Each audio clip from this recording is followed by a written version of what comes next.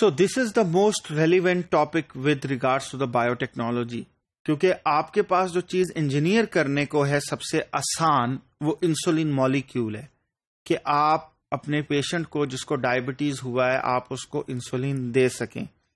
Let's see that how does this molecule look like and what efforts have been made to engineer it in the subsequent topics. In 1920, insulin was identified as an anti-diabetic factor. Later on, its complete amino acid sequence was determined in the year 1951, in which Dorothy Hodgkin and several other people played huge role. Insulin was the first big hit by the biotech industry. Although mature insulin is a dimeric structure, it is synthesized as a single polypeptide precursor, that is pre-proinsulin. तो आपकी जो final insulin होती है वो तो एक dimeric structure होता है. These are two chains, alpha and beta chains, which are linked by disulfide bridges. लेकिन इनिशियल स्टेज में ये रिलीज होती है as a precursor known as pre-proinsulin. जो pre-proinsulin होती है that is around 108 amino acid long, which constitute around 23 amino acid signal sequence. ये जो signal sequence है जो इसके amino terminal end के ऊपर होती है, it guides it through the endoplasmic reticulum membrane, from where the signal sequence is cleaved off by a specific peptidase. वो क्यों एंडोप्लाज्मिक रेटिकुलम से गुजरती है? Because there it ultimately will get processed.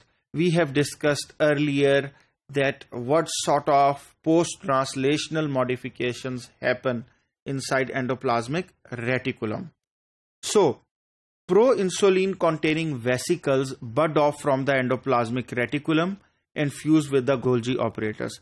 So ultimately जब endoplasmic reticulum से pro insulin एक vesicles की सूरत में बर्ड ऑफ होती है और गोल्जी ऑपरेटर्स के पास चली जाती है, where it ultimately is packed into clathrin coated secretory vesicles जो गोल्जी से बर्ड ऑफ होते हैं, and ultimately they lose their clathrin coat and become non coated secretory vesicles जो अल्टीमेटली जाके एक्सोसाइटोसिस होगा और ब्लड में रिलीज होंगे. बट टिल दैट टाइम कि वो ब्लड में दोबारा रिलीज हों through the action of hormones like glucagon, these vesicles serve as storage form of insulin in the beta cell. तो जब तक आपके ग्लूकोज नहीं आता और अल्टीमेटली ये वेसिकल्स रिलीज नहीं होते, insulin is stored in these vesicles. So this is the storage form in your body of insulin.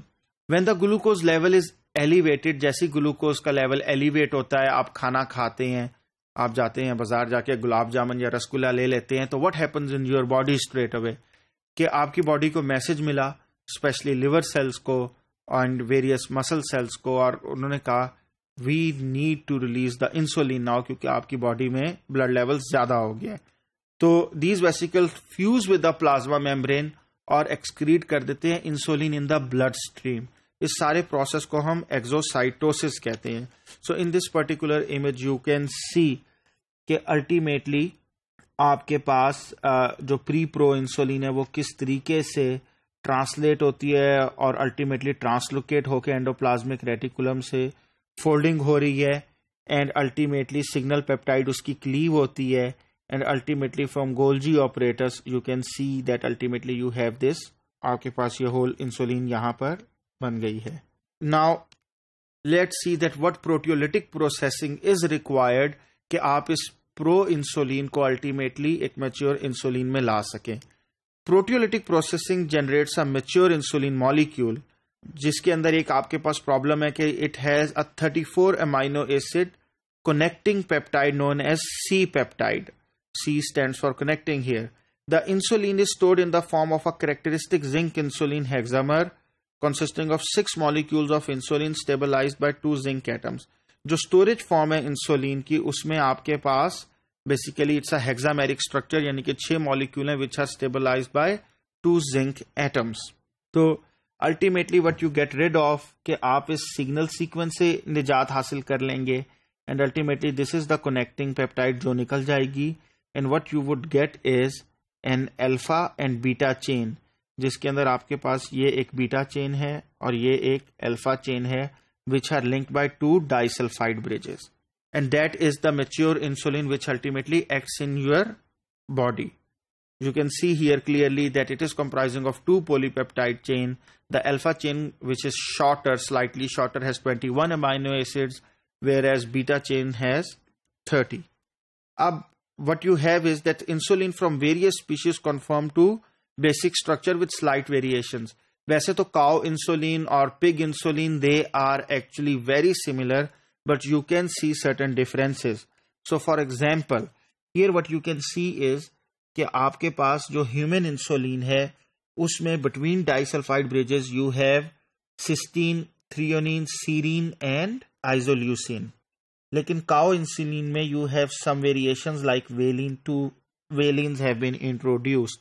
इसी तरह pig insulin में आपके पास एंड का जो सीक्वेंस है वो थोड़ा सा फर्क है, जिसमें ह्यूमंस में इट्स लाइसिन एंड थ्रियोनिन, बल्कि पिग और काउ में 2 एलानीन्स है वहां पर.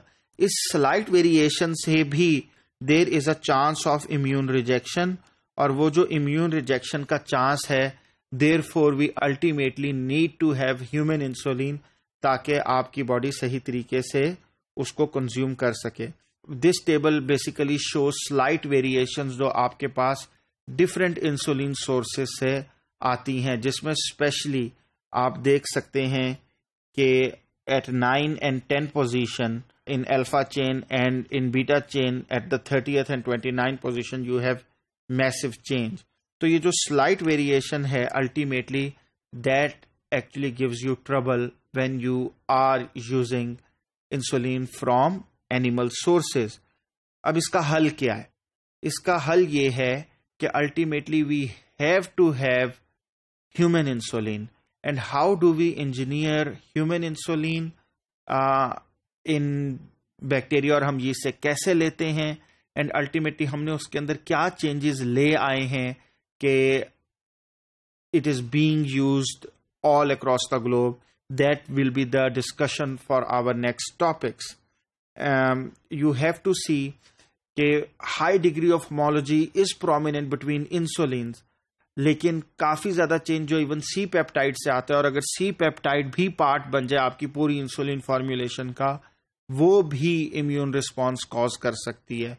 सो basically what we want is exactly human insulin, ताकि उसमें कोई भी चेंज ना आए और अल्टीमेटली किसी को भी जो पेशेंट है उसको ज़रा भी प्रॉब्लम ना आए कि थोड़ी सी भी इम्यून रिजेक्शन का.